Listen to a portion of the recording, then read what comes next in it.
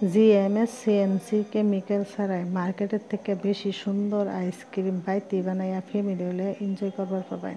তো সুবিধা ব্যাপার হইতেছেন যে মার্কেটও আইসক্রিমে পাওয়া যাতে বাইত বানায় মুখে লিগে, কিন্তু না, বাড়ির মধ্যে আইসক্রিম বানাইলে মার্কেটের থেকে আর বেশি ভালো হইব। তো আজকে আমি দুইটা ফ্লেভারে আইসক্রিম বানাবো, একটা হচ্ছে ভ্যানিলা আর একটা হচ্ছে চকলেট। ভ্যানিলা আর চকলেট আইসক্রিম বানাবার লেগে কী লাগে, তো এই রেসিপিটা এনে করবোগুলো শেয়ার করতেছি। তাহলে ভিডিওটা পুরো দেখবেন। গ্যাসের উপরে সসন বহাই দিমু, অল্প একটু পানি দেওয়া দিমু, পানি ঢেলে দিমু, দুধটা যাতে তলে লাগে না ধরে।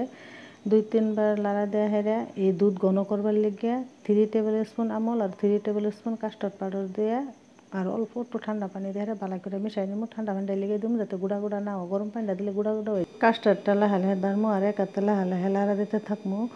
10 থেকে 15 মিনিট সময় লাড়া দিমু। লাড়া দেওয়ার পরে 1/4 কাপ চিনি দিমু। চিনিটা এমনি মিঠা যেরকম খাই এরকম দিবেন আর হাফ টিস্পুন নিমখ দিবেন। 15 থেকে 20 মিনিট সময় জাল দিমু। জাল দেওয়ার পরে দেখবেন এরকম একটা ঘন ওই যাবো গা। পরে ফ্রিজে রাখবার লেগে আঙুলটা ভিতরে দেয়া দেখবেন গরম আছে না নাই। যে সময় ঠান্ডা হয়ে যাবো আধা ঘন্টা বা 1 ঘন্টার সময় ফ্রিজে রেখে দেবো। আর এদিকে ক্রিম বানাবো। ক্রিমটা একটা টোপোলাইট ক্রিম আছে, আমি টোপোলাইটই ব্যবহার করছি। অনেক গোটা টোপোলাইট না থাকলে ফ্রেশ ক্রিম দেহেরও আইসক্রিম বানাবার পাবেন। এই সময় ক্রিমটা হয়ে যাবো। ওই ফ্রিজে থেকে যে কাস্টার্ডের গোলটা আছে এটাও মিশিংও দিয়ে দেবো। মিশিংও দেওয়ার পরে অল্প মিশিং গুঁড়া হেরে ক্রিমটা যে বানাইছি ক্রিমটা দিয়ে হেরাও ততক্ষণ পর্যন্ত গোড়ামো যতক্ষণ পর্যন্ত এটার কালারটা লাহে লাহে লাইট না হবো।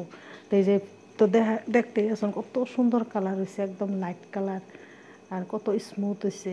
তো দেখতে লাগতেছে কত সুন্দর। তো আমি 2টা ফ্লেভারে আইসক্রিম বানাবো। ভ্যানিলা আইসক্রিমের লেগে ভ্যানিলা এসেন্স 4-5 ড্রপ দিয়ে দেবো। আর চকলেট আইসক্রিমের লেগে চকলেট ফ্লেভার আবার লেগে 1/4 কাপ কোকো পাউডার আর 1 টেবিল স্পুন চকো চিপস দিয়ে দেবো। এই চকো চিপসটা আইসক্রিমে দিলে চকলেট মতন কামড় করে আর খাইও বিরাট ভালো লাগে। জমাবার লেগে এনে ঘরটা ঢাকনিওয়ালা যে কোনো বর্তন আছে এই বর্তনের মধ্যে ডালিয়া হেরে জমাবার সবাই।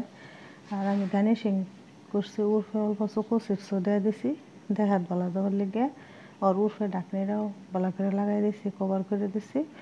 ভ্যানিলা আইসক্রিমটাও বর্তনের মধ্যে ডালিয়া হেরে ভালো করে কভার লাগাই ফ্রিজের মধ্যে 4 থেকে 5 ঘন্টার সময় রেখে দিব। রেখে দেওয়ার পরে ফ্রিজের থেকে বাই করছি। তো কত সুন্দর দেখা যাইতেছে। যে সময় আইসক্রিমটা এবার করে চামচ দিয়ে উড়াইয়া আইসক্রিমের মোলের মধ্যে যে সময় ডালছি ডালার লগে লগে মেল্ট হওয়া শুরু করছে। আর চকলেট আইসক্রিমটা ভালো দেওয়ার লগে 2-3টা চকো চিপস আর অল্প একটু কোকো পাউডারটা গার্নিশিং করে দিয়েছি। আইসক্রিমটা দেখতে কত